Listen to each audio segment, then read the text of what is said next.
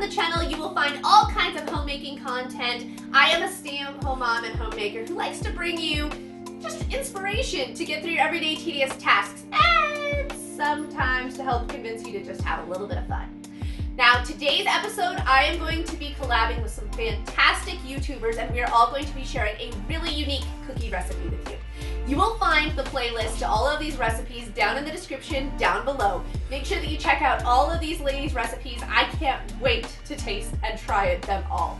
I've been hearing about all of the different things they made, and I just can't wait to see them. So make sure to check them out. But what I'm going to be showing you today is how to make a gluten-free midsummer shortbread. Now, what is that, you might ask? That is a gluten-free shortbread with candied flowers on top. Now, I'm so excited with how these turned out. Do I think that the gluten-free cookie is exactly like a normal cookie? No. But you know what? That's kind of the sadness of gluten-free sometimes. But these are still totally outstanding, and I can't wait to have them with my morning tea and to try one with you guys a little bit later on in the episode. Also, don't make sure to hit that subscribe and like button down below because I've got a lot of fun content coming your way, including some really fun summer specials.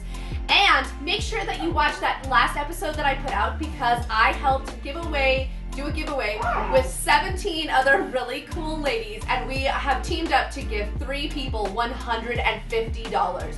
Now that giveaway ends on June 15th, so make sure that you enter soon, and I cannot wait to get to know you. Let's go ahead and get cooking. Okay, let's talk cookies, guys. I'm gonna go ahead and throw the instructions up right here so that they're easy for you to screenshot and look at again. We are going to be using King Arthur's gluten-free flour, and that is equivalent to 1 cup of normal flour for every cup that you use. Now, I'm gonna mix these on low in my mixer here, and I need to do it on the lowest setting, and we do not want to overmix or else your shortbread will fall apart. After that, I'm going to go ahead and throw it on some parchment paper and make it into a nice tube. That way it is easy to cut later, and put it into the refrigerator for about 30 minutes.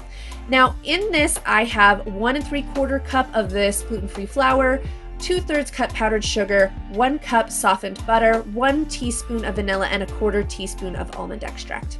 Now once that half an hour has gone by, I'm going to go ahead and just kind of cut these into just little, I don't know, I think I'd say 1/4 inch little cookies. And then I'm going to place them on a parchment piece, and I'm going to cook them in the oven at 350 degrees for 10 minutes. And then I will be pulling them back out to add something a little special.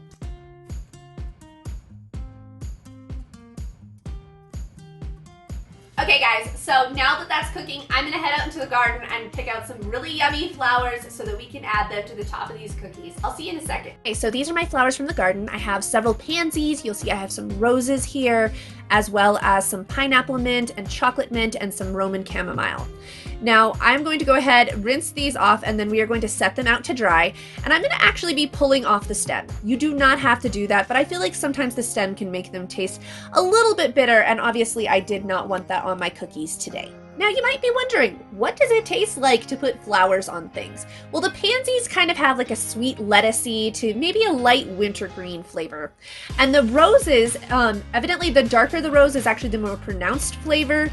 And it's kind of something in between, I'd say strawberries and green apple, but sometimes it can be kind of minty or spicy. Those I feel like they kind of vary depending on the rose. And then the chamomile kind of has a honey-like flavor with hints of apple. They really add something special. The pineapple mint kind of actually gives a little bit of a bubblegum flavor, which is also really fun. Now that those cookies have cooked for 10 minutes, we're gonna go ahead and place on all of these flowers and herbs however we want.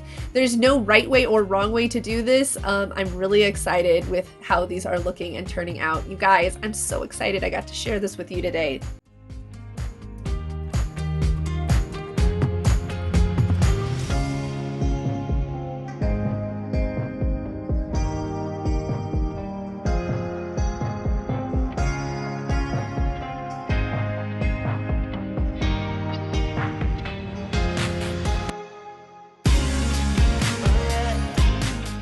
now that we've gotten all those flours placed on there, we are going to make a meringue mixture.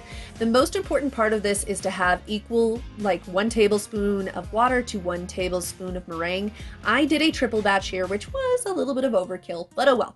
And you are going to go ahead and whisk it up really well, and then use a food grade paintbrush to go ahead and lightly go over top of all of these leaves and flowers. Be careful, because sometimes it can stick.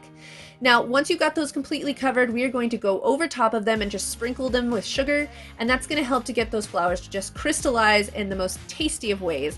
And we're going to shove them back into that oven at 350 degrees for 5 minutes. All right, guys, the cookies are all done. As you can see, I've got them plated, and I'm just gonna go ahead and put in a couple extra sprigs of this mint and rose petals to just kind of give it that extra flair, because I feel like the green just really helps to make these flour cookies pop. I hope that you really enjoyed today's recipe. If you test it out, don't forget to let me know on Instagram or down below what you think.